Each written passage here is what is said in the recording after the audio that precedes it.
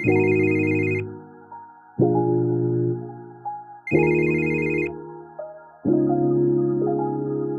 ให้เจ้าหมดทั้งใจแต่ว่าเจ้าบ่เคยสนใจความหักจากคนคนนี้มันบ่เคยอยู่ในสายตา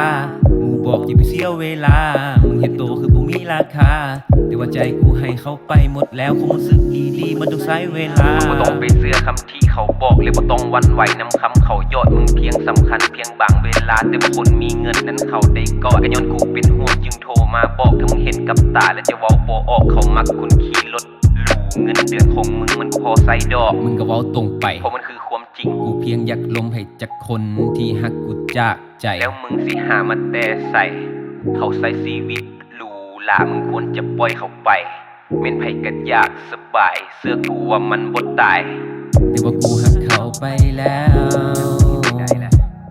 ผมรู้สึกที่มียกให้เขาไปหมดแล้วกูลงกับเขาเป็นปีคิดฮอดช่วงเวลาดีๆก่อนนอนทุกคืนเขาก็บอกฝันดีกูไม่เคยคิดเลยว่าจะเป็นแบบนี้ให้เจ้าหมดทั้งใจแต่ว่าเจ้าบ่เคยสนใจความหักจากคนคนนี้มันบ่เคยอยู่ในสายตาหมู่บอกอย่าไปเสียเวลามึงเห็นโตคือบ่มีราคาแต่ว่าใจกูให้เขาไปหมดแล้วคงรู้สึกดีๆบ่ให้กลับคืนมาอ๋อ